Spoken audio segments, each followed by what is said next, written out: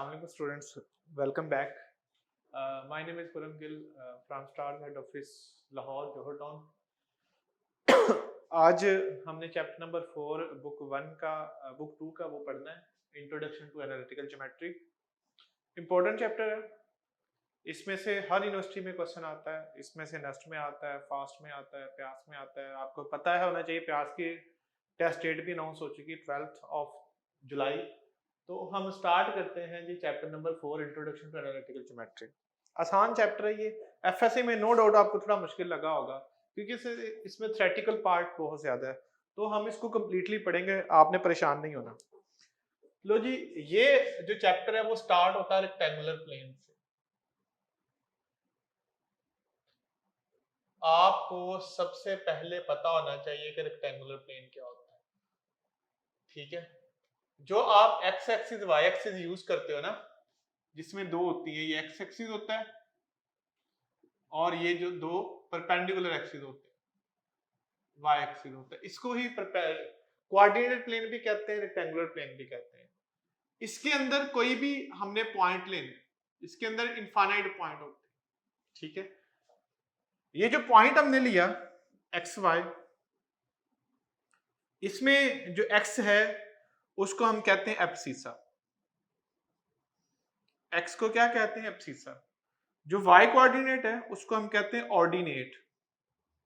उसको क्या कहते हैं? ऑर्डिनेट। और याद रखिएगा, जो एक्स कोऑर्डिनेट होता है वो डिस्टेंस होता है फ्रॉम वाई एक्सिस। ये बात याद रखिएगा। इसमें एक नई बात है कि जो एक्स का मोड होता है ना, अगर इसका मतलब वैल्यू पॉजिटिव बना ले तो वो वाई एक्सिस डिस्टेंस होता है। अगर वाई का मोड ले लो आप तो वो डिस्टेंस होता है फ्रॉम एक्स एक्सिस। याद रखिएगा, कोई भी पॉइंट लो, उसमें जो एब्सिसा होता है वो एक्सिस से डिस्टेंस होता है, उसका मोड। जो ऑर्डिनेट होता है, जो वाई होता है, वो डिस्टेंस होता है फ्रॉम एक्स एक्सिस। जैसे कि क्वेश्चन ऐसे देखें, डिस्टेंस ऑफ द पॉइंट, एक पॉइंट है -2 3 फ्रॉम वाई एक्सिस। भाई वाई एक्सिस से डिस्टेंस बताना है तो आपको पता है, मैंने बता दिया कि एक्स बताना है और एक्स एक्सिस से डिस्टेंस बताना है तो वाई का मोड लेना, क्योंकि डिस्टेंस नेगेटिव तो नहीं हो सकता ना। तो देखें, वाई एक्सिस से डिस्टेंस बताना है तो एक्स का मोड क्या बनेगा? एक्स कोऑर्डिनेट का 2 बनेगा, तो इसका आंसर बीटा होगा, ठीक है। 2 इसका आंसर होगा जी। यहां तक देखें। उसके बाद देखें नेक्स्ट क्वेश्चन, नेक्स्ट टॉपिक पे चलते हैं। ये आसान सा मैंने बताया कि पॉइंट क्या होता है, ठीक हो गया जी। इसके बाद हम इस चैप्टर में स्लोली इस चैप्टर को हम डेवलप करेंगे, एक एक करके इसमें चीज आती जाएगी, वो आपको मैं सिखाता जाऊंगा। उसके बाद देखें जी, अगला जो फार्मूला पढ़ना है आपने, वो डिस्टेंस फार्मूला पढ़ना है। ये सब आपको आता भी है, डिस्टेंस फार्मूला। अगर आपके पास दो पॉइंट्स हैं, पहला पॉइंट है x1 y1, दूसरा पॉइंट है x2 y2। अगर आपने दोनों पॉइंट्स के दरमियान डिस्टेंस बताना है तो कैसे बताएंगे? x1 माइनस x2 का square plus y1 minus y2 का स्क्वायर, ठीक है। दो पॉइंट्स के दरमियान अगर आपने डिस्टेंस बताना है, कोई से भी दो पॉइंट है, तो उसको पी क्यू मोड से रिप्रेजेंट करेंगे, एक्स में से एक्स को माइनस करेंगे, वाई में से वाई को माइनस करेंगे, ठीक है। क्वेश्चन देखें, the distance of the point P cos theta sin theta from origin is, इसका डिस्टेंस बताना है ओरिजिन से। ऑप्शन है 1, ऑप्शन है 2, ऑप्शन है √2, सी ऑप्शन है नन ऑफ दीज। तो कैसे डिस्टेंस बताएंगे? आपको पता है कि ओरिजिन का मतलब क्या होता है? 0 0। ओरिजिन का मतलब क्या होता है? 0 0। तो डिस्टेंस बताना है आपने पॉइंट से ओरिजिन का, तो बताएं कैसे बताएंगे? x में से x माइनस कर देंगे, cos स्क्वायर थीटा बन जाएगा, प्लस y में से y माइनस कर देंगे, साइन स्क्वायर थीटा बन जाएगा, और ये किसके इक्वल होता है 1 के। इस क्वेश्चन का आंसर आ जाएगा जी 1। ठीक है, अल्फा इस क्वेश्चन का आंसर होगा। ठीक है, उसके बाद देखिए डिस्टेंस फार्मूले के बाद एक और फार्मूला पढ़ते हैं, mid point formula.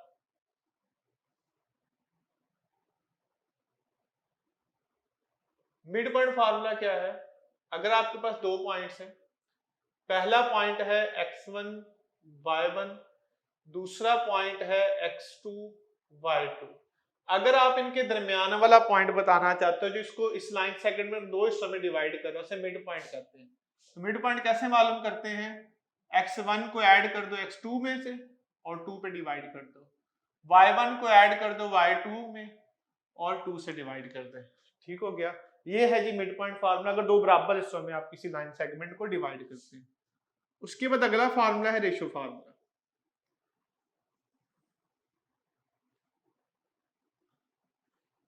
Ratio formula क्या होता है? अगर दो पॉइंट्स हैं, पहला पॉइंट है x1 y1, दूसरा पॉइंट है x2 y2, और पॉइंट यहां पे आ रहा है कोई, ये पॉइंट इसको दो लाइन ए और बी को मिलाने वाली लाइन को ये पॉइंट दो हिस्सों में डिवाइड करता है। पहला हिस्सा है k1, दूसरा हिस्सा है क्या है k2। अगर आपको इन दोनों की रेशो पता है k1 k2 रेशो, तो आप ये पॉइंट P मालूम कर सकते हो। ठीक है, इधर देखिए ऊपर वाले मिड पॉइंट में रेशो बराबर है, ये भी 1 है और ये भी 1 है, मिड पॉइंट में रेशो 1 1 होती है। लेकिन अगर ए और बी को मिलाने वाली लाइन को कोई पॉइंट दो हिस्सों में डिवाइड कर रहा है, पहला हिस्सा k1 है, दूसरा हिस्सा k1 है, तो वो कैसे मालूम करें? देखिए दूसरी रेशो, पहली रेशो k1 दूसरा पॉइंट, प्लस दूसरी रेशो पहला point, divided by sum of ratios. x निकल आया, इसी तरह y के लिए भी यही करना है, पहली रेशो दूसरा पॉइंट, दूसरी रेशो पहला point, divided by sum of ratios. ये point ratio formula ji.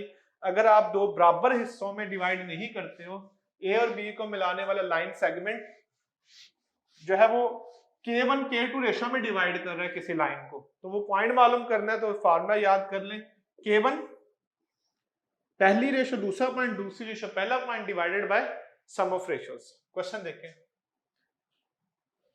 The point dividing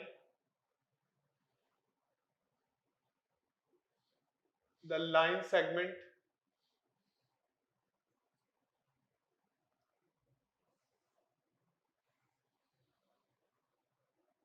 joining, पहला पॉइंट है जी A, जिसको मैं -6 3 कह देता हूं, एंड दूसरा पॉइंट है B, जिसको हम जो 5 -2 है।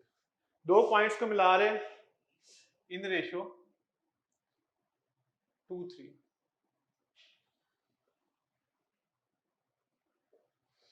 हमने पॉइंट बताना है जो डिवाइड करता है ए और बी को मिलाने वाली लाइन को दो हिस्सों में 2 3 को। ऑप्शंस देखें, -8/5 और 1। बीटा ऑप्शन है 8/5 और 1। ठीक हो गया। सी ऑप्शन है 8/5 और -1। डेल्टा ऑप्शन है हमारे पास -8/5 और -1। ठीक हो गया जी। वो पॉइंट बताना है जो इसको 2 3 रेशो में डिवाइड करते हैं। देखो रेशो आपको पता है कि k1 रेशो 2 है, k2 रेशो 3 है। ये हमारे पास पॉइंट है, यहां पे मैं लिख रहा हूं आपको समझाने के लिए। पॉइंट है 6 3 और दूसरा पॉइंट है 5 -2। ये पॉइंट है x1, ये पॉइंट है y1, ये पॉइंट है x2, ये पॉइंट है y2। ठीक हो गया। अब बताएं क्या, और रेशो कितनी है? k1 ratio k2। ये फार्मूले भी प्रैक्टिस में इस वजह से करवा रहा हूं क्योंकि इस पे क्वेश्चन आता है जी। बताएं कैसे मालूम करना है पॉइंट? पहली रेशो 2, दूसरा पॉइंट 5 प्लस दूसरी रेशो 3, पहला point -3, divided by sum of ratios. फिर इसी तरह y कैलकुलेट कर लें। कैसे कैलकुलेट करेंगे? जी पहली रेशो 2 है, दूसरा पॉइंट y का -2 है, प्लस दूसरी रेशो और y का पहला point divided by sum of ratios. Calculate कर लें इसको, क्या आंसर बनता है इसका, p इंटू ये क्या बनेगा 10 और -18 -8/5, ये क्या बनेगा -5/5 मीन 1 बनेगा। तो इस क्वेश्चन का जो आंसर आ जाएगा वो क्या होगा, अल्फा। तो याद रखिएगा ये जो फार्मूला है ये पॉइंट मालूम करने के लिए यूज होता है अगर पॉइंट इनसाइड आ रहा है। याद रखिएगा फार्मूला कब यूज करते हैं, जब P इंटरनली आ रहा है, P दरमियान में आ रहा है। अगर P एक्सटर्नली आ रहा है, जो पॉइंट मालूम कर रहे हैं वो A और B के दरमियान में नहीं है, यहां पे आ रहा है, फिर क्या करेंगे, फिर दरमियान में माइनस आ जाएगा। अगर यही पॉइंट मालूम करना होगा, k1 x2 minus k2 x1 divided bye k1 minus k2 k1 y2 minus k2 y1 divided bye k1 minus k2। तो रेशो फार्मूले से क्वेश्चन आ सकता है, ठीक है जी। उसके बाद आगे चलते हैं जी, जो मेन टॉपिक है वो स्टार्ट करने लगूं। जो मेन टॉपिक है वो है स्लोप ऑफ लाइन। स्लोप को हम ग्रेडियंट भी कहते हैं, स्लोप को ग्रेडियंट भी कहते हैं। दोनों फार्मूले याद रखिएगा, ये एक्सटर्नली के लिए और वो फार्मूला इंटरनली के लिए, आपने दोनों फार्मूले ही याद रखने हैं।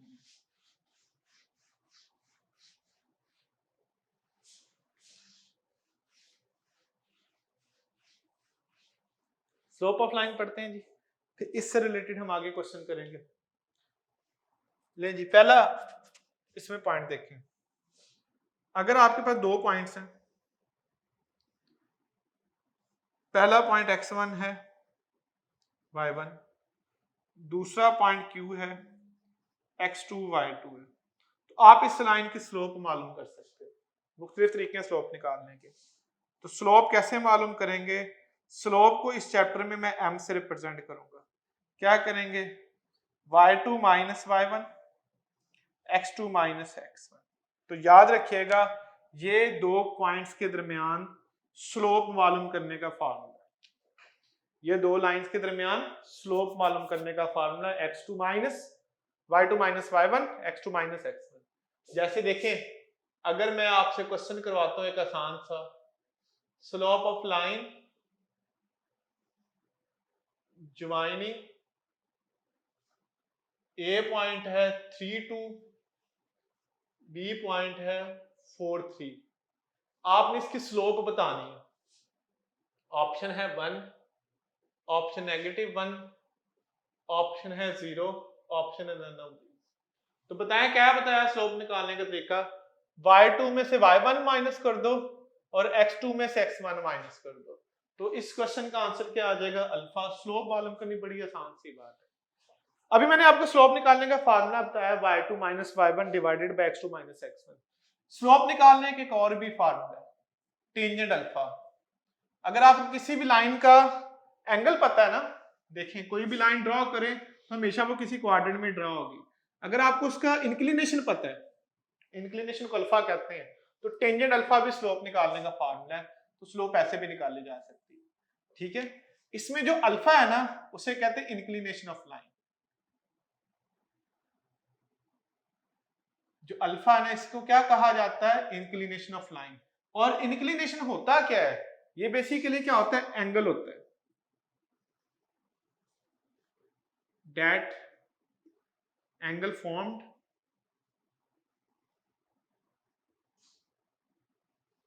with positive x axis. याद रखिएगा ये हमेशा पॉजिटिव एक्स एक्सिस से मेजर किया होता है, positive x axis and in anti clockwise direction, wise direction. और याद रख किसी भी लाइन का एंगल जो है 0 से 180 के दरमियान में होता है। किसी भी लाइन का जो इंक्लिनेशन होता है वो 0 से 180 के दरमियान में होता है। क्लियर है बात।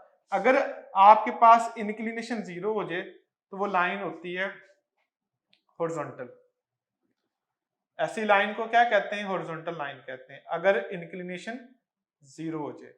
और अगर आपके पास इंक्लिनेशन 90 हो जाए उस लाइन को कहते हैं वर्टिकल लाइन। उसको क्या कहते हैं? Vertical line. हॉरिजॉन्टल लाइन की जो स्लोप है वो 0 होती है, वर्टिकल लाइन की स्लोप जो होती है वो अनडिफाइंड होती है। ये पॉइंट साथ ही आप ऐड कर लें कि ऐसी लाइन जो हॉरिजॉन्टल हो उसकी स्लोप 0 होती है, ऐसी लाइन जो वर्टिकल उसकी स्लोप अनडिफाइंड होती है। वर्टिकल लाइन वो होती है जिसका इंक्लिनेशन 90 का होता है। तो याद रखिएगा इंक्लिनेशन एक ऐसा एंगल होता है जो लाइन पॉजिटिव एक्स एक्सिस से बनाती है और एंटी क्लॉकवाइज डायरेक्शन में बनाती है। इंक्लिनेशन की खास डेफिनेशन है, ये आपने जो है वो याद रखनी है, ठीक है। बहरहाल अभी मैं बात कर रहा हूं स्लोप की। कैसे मालूम करते हैं स्लोप? जो अल्फा 0 हो तो स्लोप 0 होती है, लाइन हॉरिजॉन्टल होती है। अल्फा 90 हो तो लाइन वर्टिकल होती है, स्लोप क्या होती है? अनडिफाइंड होती है, ठीक है।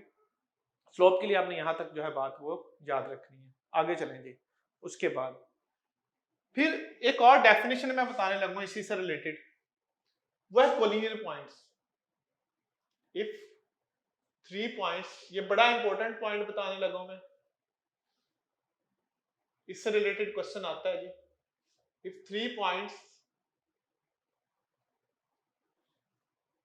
ए है x1 y1, बी है x2 y2 एंड सी है x3 y3, तीनों पॉइंट्स कोलिनियर होंगे इफ, अगर इनकी स्लोप बराबर होगी। स्लोप ऑफ ए भी बराबर होगी स्लोप ऑफ ए सी, और वो बराबर होगी स्लोप ऑफ बी सी के। याद रखिएगा 3 पॉइंट्स कोलिनियर तब हो। कोलिनियर का मतलब क्या होता है? तीनों पॉइंट्स एक ही लाइन में कब होंगे? अगर 3 तरीकों से चेक किया जा सकता है, ये भी बात याद रखिएगा। अगर आपने 3 पॉइंट्स को कोलिनियर बताना है तो पहला तरीका कि तीनों की स्लोप बराबर होगी। ये आप स्लोप के साथ भी चेक कर सकते हैं, बाय मींस ऑफ स्लोप। अच्छा, आप इसे डिस्टेंस के साथ भी चेक कर सकते हैं, by means of distance. 3 points का कोलिनियर होना स्लोप के साथ बताया जा सकता है। अगर तीनों की स्लोप बराबर आ जाए, ए बी की, ए सी की, बी सी की, तो पॉइंट्स कोलिनियर होंगे।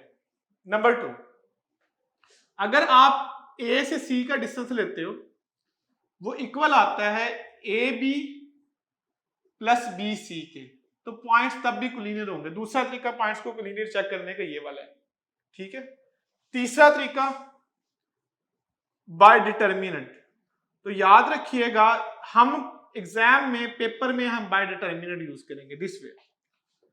हम ये वाला मेथड यूज करेंगे या ये वाला मेथड यूज करेंगे।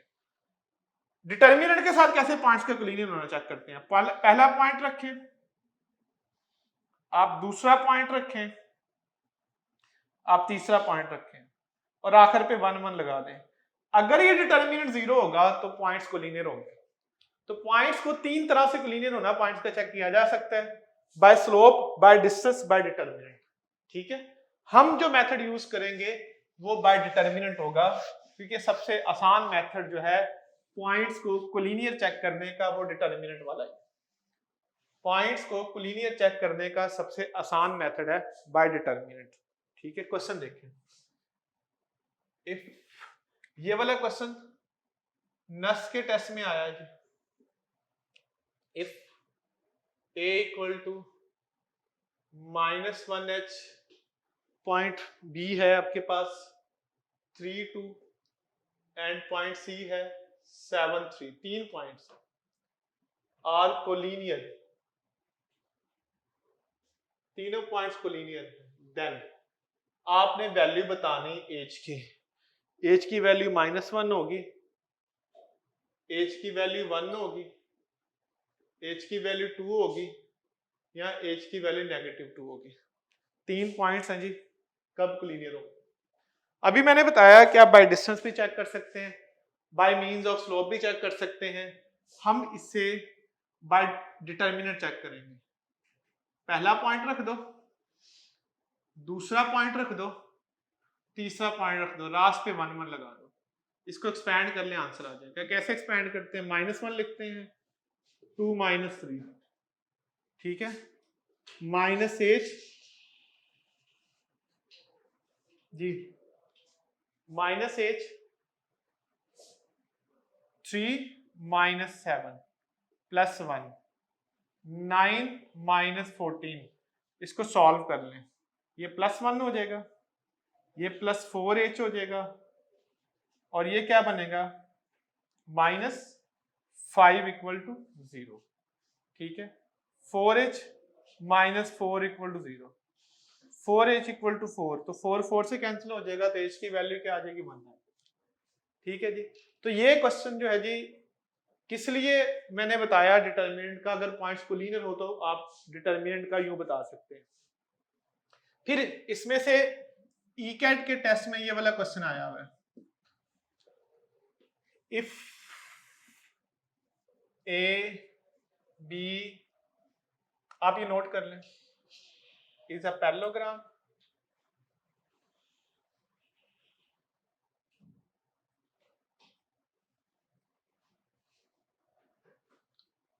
फिर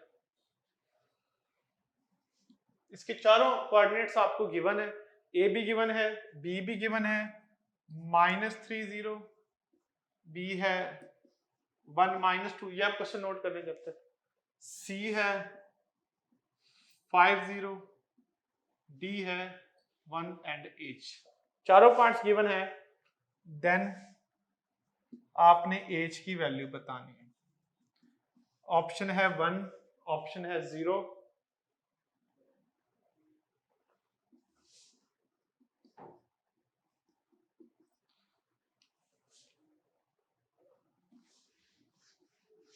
जी।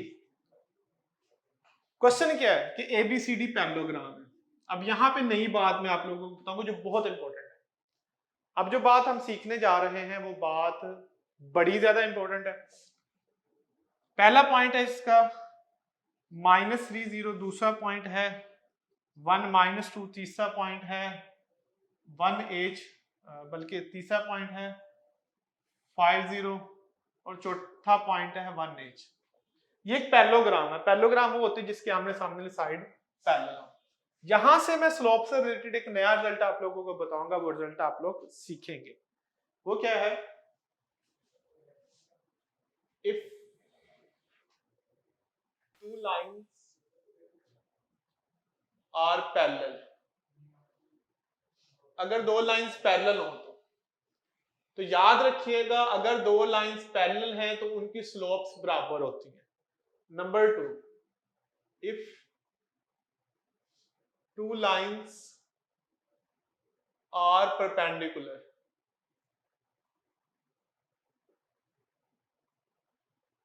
अगर दो लाइंस परपेंडिकुलर हों तो उनकी स्लोप्स की प्रोडक्ट किसके इक्वल होती है? -1।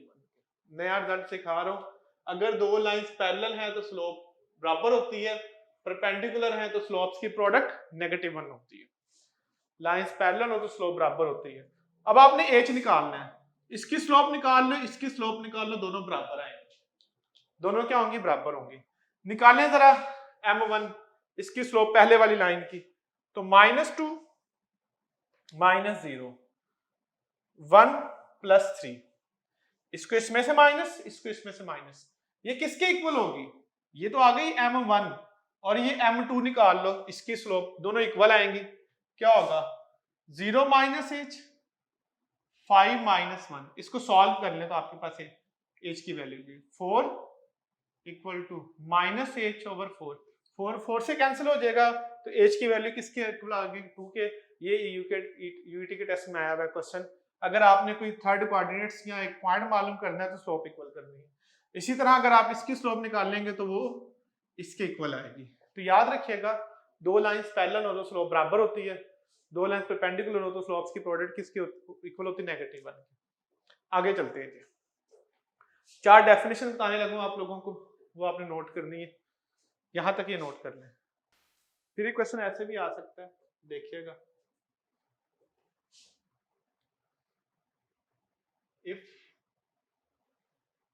Line joining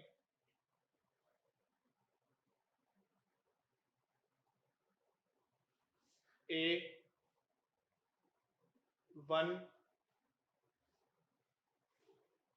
1M B2 -3 is perpendicular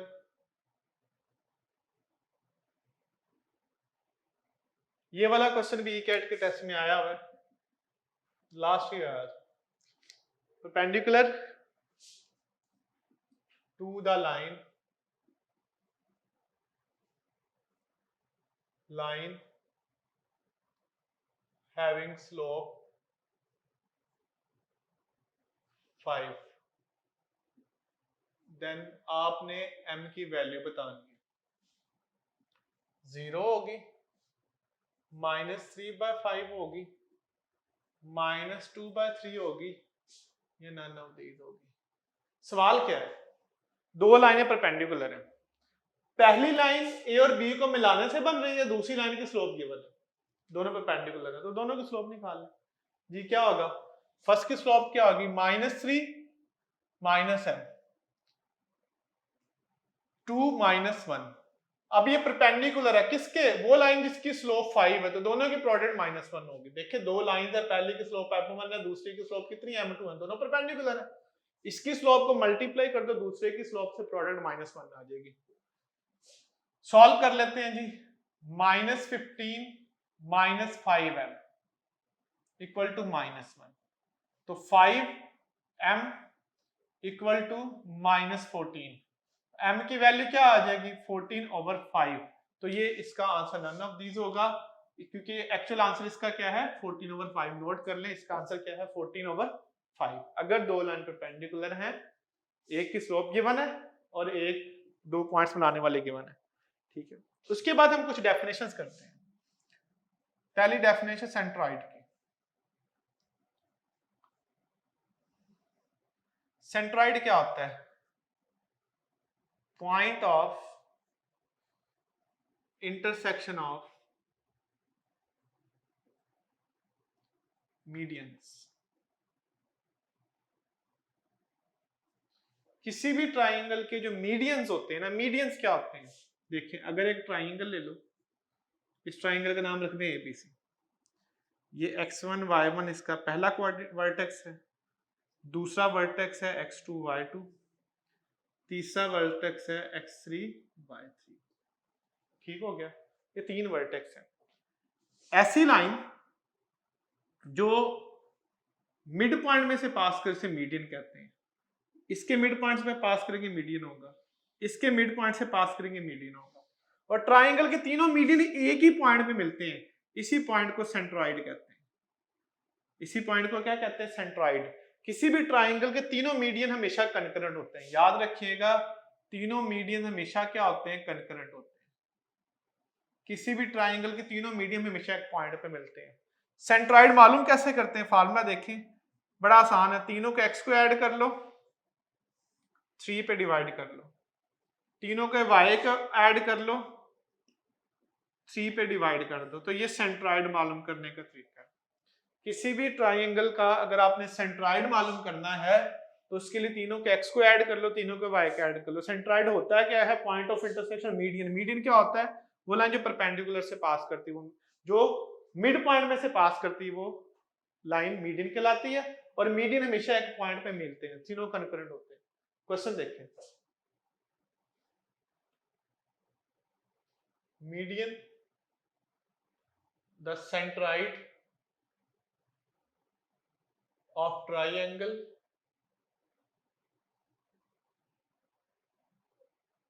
with vertices, पहला वर्टेक्स है 1 0, दूसरा वर्टेक्स है 2 0, तीसरा वर्टेक्स है 3 3। तीनों पॉइंट्स का आपने सेंट्रॉइड बताना है। ऑप्शन है 2 0, बीटा ऑप्शन है 1 2, सी ऑप्शन है 2 1, डेल्टा ऑप्शन है 1 1। आपने सेंट्रॉइड मालूम करना है, आसान सा क्वेश्चन है। तीनों के x को ऐड कर दो, 3 पे डिवाइड कर दो, 1 + 2 + 3/3। तीनों के y को ऐड कर दो, 3 पे डिवाइड कर दो, क्या आ जाएगा 2 1। वेरी मच इजी क्वेश्चन, 2 1 इस क्वेश्चन का आंसर है। आगे देखें, एक यहां से एक नोट आप याद रखें, ये है सेंट्राइड, ये है मीडियन। ये जो लाइन बनाई है पूरी लाइन क्या है, मीडियन। ये जो लाइन बनाई है, ये लाइन कौन सी लाइन है, मीडियन है। इस लाइन को मीडियन कहते हैं। ये जो सेंट्राइड होता है ना, मीडियन को हमेशा 2 1 रेशो में डिवाइड करता है। पूरा मीडियन बना, ये 2 1 रेशो में डिवाइड करेगा।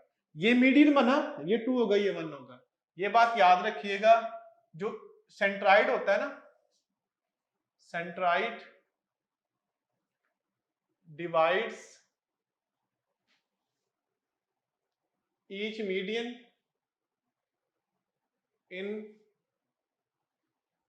रेशो 2:1। सेंट्राइड जो होता है हर मीडियन को 2:1 में डिवाइड करता है। ये रिजल्ट याद रखिएगा। सेंट्राइड के बाद हम डेफिनेशन करते हैं इन सेंटर की। किसी भी ट्राइंगल का इन सेंटर क्या होता है, इन सेंटर होता है पॉइंट ऑफ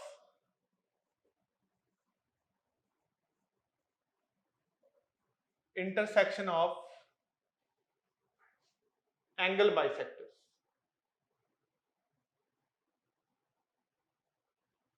क्या मतलब है, ये हमारे पास एक ट्राइंगल है, एक इसका एंगल होगा, एक इसका एंगल हो, 3 एंगल होते हैं। ऐसी लाइन जो इसको हाफ करे एंगल को, ऐसी लाइन जो इस एंगल को हाफ करे, मिड पॉइंट से पास नहीं करना चाहिए, जरूरी नहीं है, और जो इसको हाफ करे। तीनों एंगल्स को हाफ करने वाली लाइनें जहां पे मिलती हैं ना, उसको इन सेंटर कहते हैं।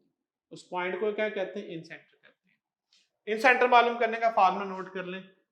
अगर इसकी तीनों साइडें मालूम हो ABC, तो क्या फार्मूला होगा, A × x1 + B × y1 B × x2। वही x2 x3, लेकिन साथ में साइड मल्टीप्लाई करके डिवाइडेड बाय साइड्स ABC। फिर A y1 B y2 C y3 divided by A + B + C। तीनों साइडें आ जाएंगी। ये इन सेंटर मालूम करने का फार्मूला है। इन सेंटर के बाद जो अगली डेफिनेशन करने जा रहे हैं, वो हम करने जा रहे हैं सर्कम सेंटर की।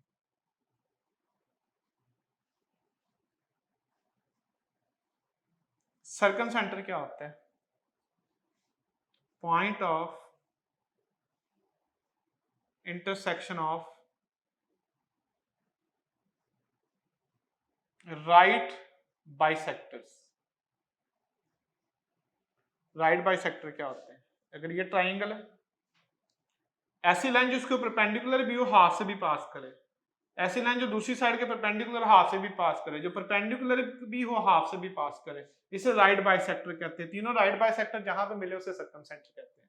तो याद रखिएगा, सर्कम सेंटर क्या होता है, point of intersection of right bisectors of triangle. Right bisector का अपोजिट वर्टेक्स से आना जरूरी नहीं है, जरूरी नहीं कि वर्टेक्स से आए, वर्टेक्स को मीट करे, ये जरूरी नहीं होता। बस लाइन परपेंडिकुलर हो और हाफ से पास करे, उसे राइट बाइसेक्टर कहते हैं। तीसरी और आखिरी, चौथी और आखिरी डेफिनेशन है ऑर्थो सेंटर की। ऑर्थो सेंटर क्या होता है, point of intersection of altitudes. Altitudes कहते हैं परपेंडिकुलर को। अगर एक ट्राइंगल ले लें, इस ट्राइंगल की पहली साइड के ऊपर एक लाइन परपेंडिकुलर ड्रॉ कर लो, मिड से पास करना जरूरी नहीं है। दूसरे वर्टेक्स से एक लाइन परपेंडिकुलर ड्रॉ कर लो, तीसरे वर्टेक्स से परपेंडिकुलर ड्रॉ कर लो, तो ये आल्टीट्यूड्स कहलाते हैं। ये क्या कहलाते हैं, आल्टीट्यूड्स कहलाते हैं। और तीनों आल्टीट्यूड जहां पे मिले उस पॉइंट को कहते हैं ऑर्थो सेंटर। इस पॉइंट को क्या कहते हैं, ऑर्थो सेंटर। जहां पर तीनों आल्टीट्यूड मिले उस पॉइंट को क्या कहा जाता है, ऑर्थो सेंटर। ये डेफिनेशन चारों याद रखनी है। रिपीट करता हूं, सेंट्राइड होता है point of intersection of medians, in centre होता है point of intersection of angle bisectors, circum centre होता है राइट बाइसेक्टर्स, ऑर्थो सेंटर होता है आल्टीट्यूड्स। ये नोट करें डेफिनेशन, फिर हम अगली बात करते हैं। अभी तक हमने सिर्फ सारी बातें पढ़ी related to slope.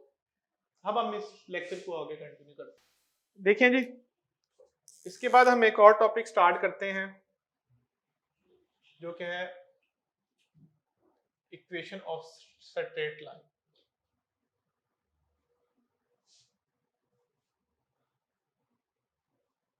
Equations of straight line.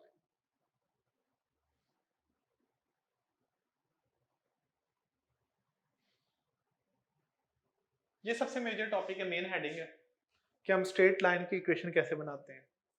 देखें जी, पढ़ते हैं। सबसे पहले हम इक्वेशन ऑफ लाइन की पढ़ते हैं जनरल फॉर्म।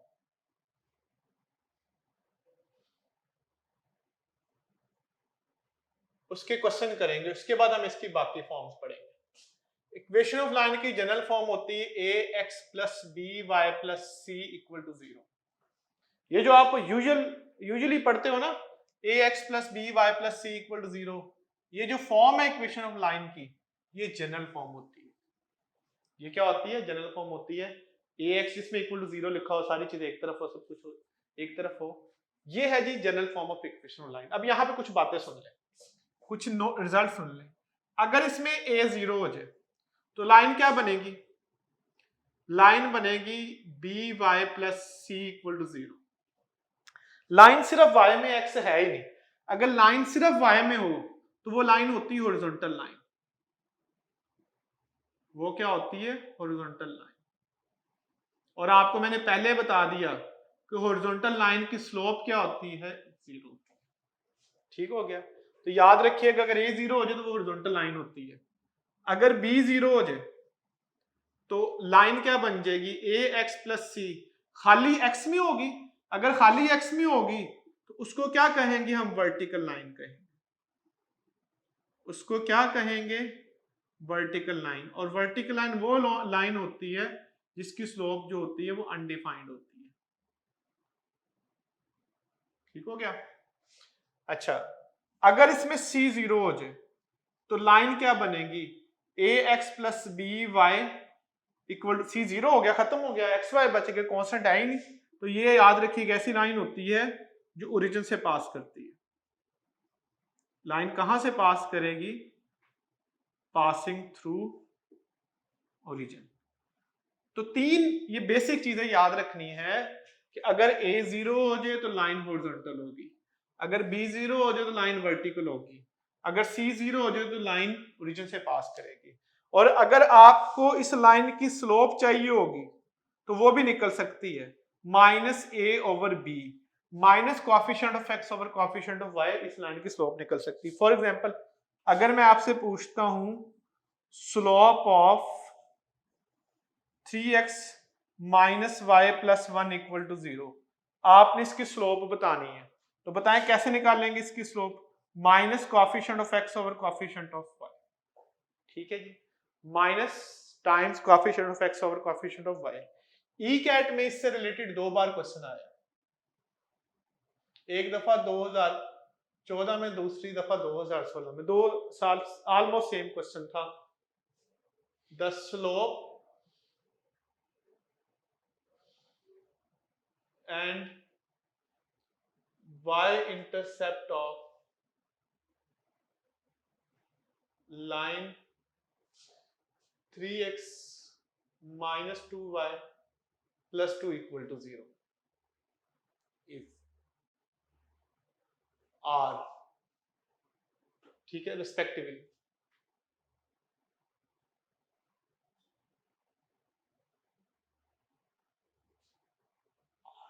स्लोप बतानी, वाई इंटरसेप्ट बताना है।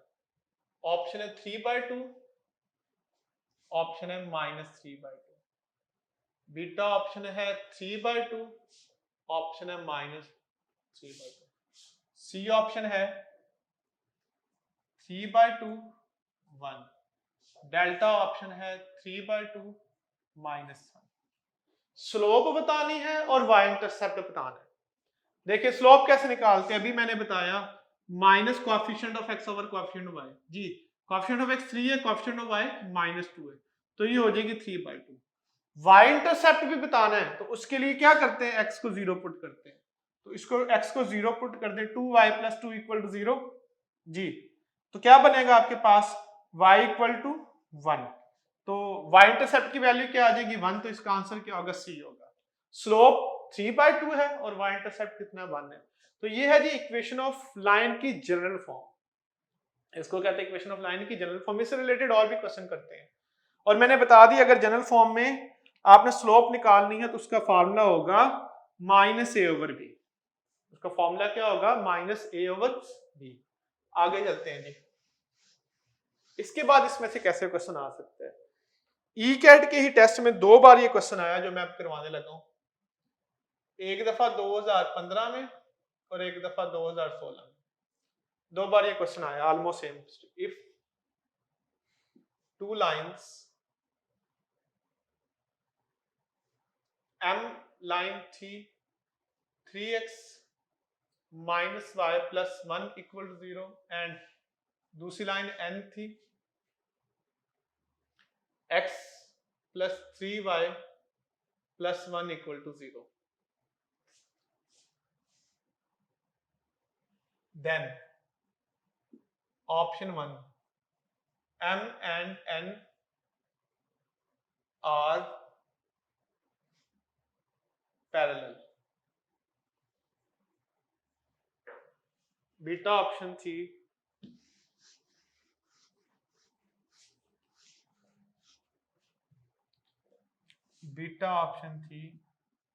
m and n are perpendicular।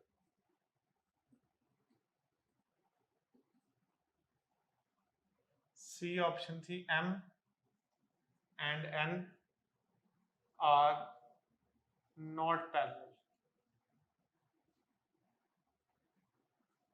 Delta option थी none of these.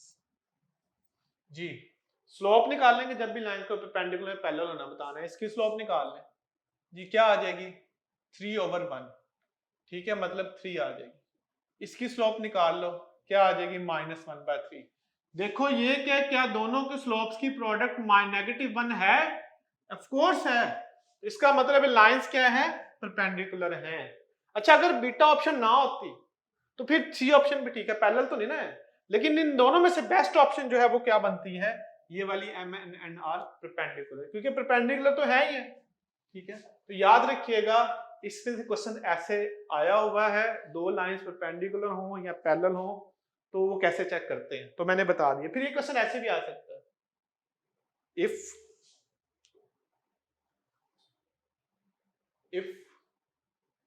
Lines x minus k y plus 4 equal to 0 and 2x plus 3y minus 1 equal to 0 are parallel, then आपने k की value बतानी है। Option है 2/3 -2/3 3/2, delta option है -3/2। k की किस value के लिए ये दो लाइंस आपस में पैरेलल होंगी, तो दोनों की स्लोप निकाल लें। पहली लाइन की स्लोप क्या होगी 1/k, दूसरी लाइन की स्लोप क्या होगी -2/3। दोनों की स्लोप इक्वल होगी तो लाइंस पैरेलल होंगी। रिवर्स कर दें k की वैल्यू निकाल लेंगे -3/2, इसमें डेफिनेट मिस्टेक हो सकती है, आप इसका आंसर 2/3 या -2/3 कर सकते हैं। तो याद रखिएगा इसका आंसर क्या है -3/2 है। दो लाइंस अगर पैरेलल हैं तो उनकी स्लोप इक्वल होती है, अगर दो लाइंस पैरेलल हो तो उनकी स्लोप आपस में क्या होती है इक्वल होती है, ठीक है जी। अगले टॉपिक पे चलते हैं।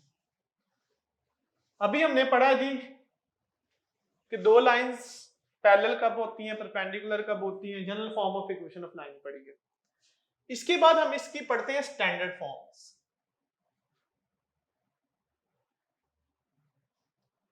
इक्वेशन ऑफ लाइन की जो स्टैंडर्ड फॉर्म्स है वो 6 है। इक्वेशन ऑफ लाइन की जो स्टैंडर्ड फॉर्म्स हैं वो क्या है 6 स्टैंडर्ड फॉर्म्स हैं।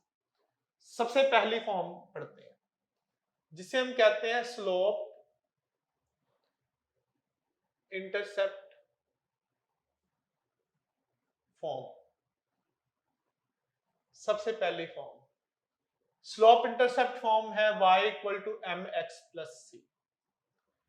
जो सबसे पहली फॉर्म है इसको कहते हैं स्लोप इंटरसेप्ट फॉर्म। ठीक हो गया जी। स्लोप इंटरसेप्ट फॉर्म वो फॉर्म होती है जिसमें स्लोप और इंटरसेप्ट गिवन होता है। याद रखिएगा तब यूज करते हैं जब आपको स्लोप भी गिवन हो और सी वाई इंटरसेप्ट होता है। याद रखिएगा सी क्या होता है, वाई इंटरसेप्ट होता है। अगर ये दोनों गिवन हो तो आप क्या कौन सी फॉर्म यूज करते हैं, स्लोप इंटरसेप्ट फॉर्म। क्वेश्चन देखिए, if slope of a line is 2 and y-intercept is 5, then equation of line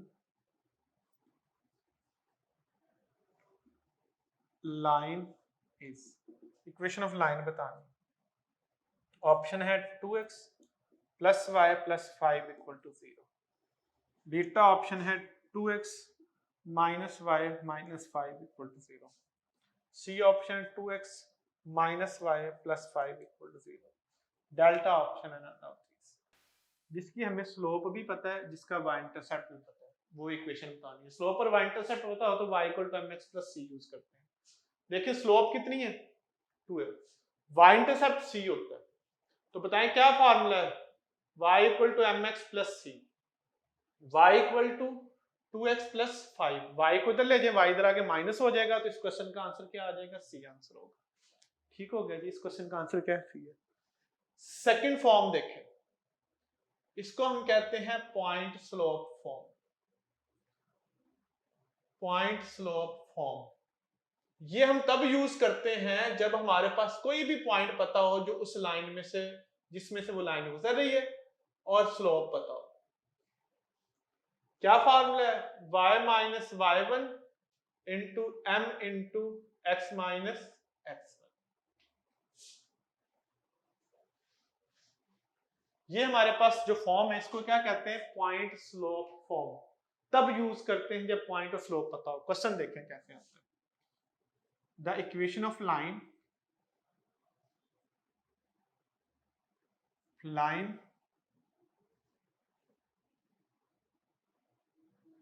having slope -3 and passing through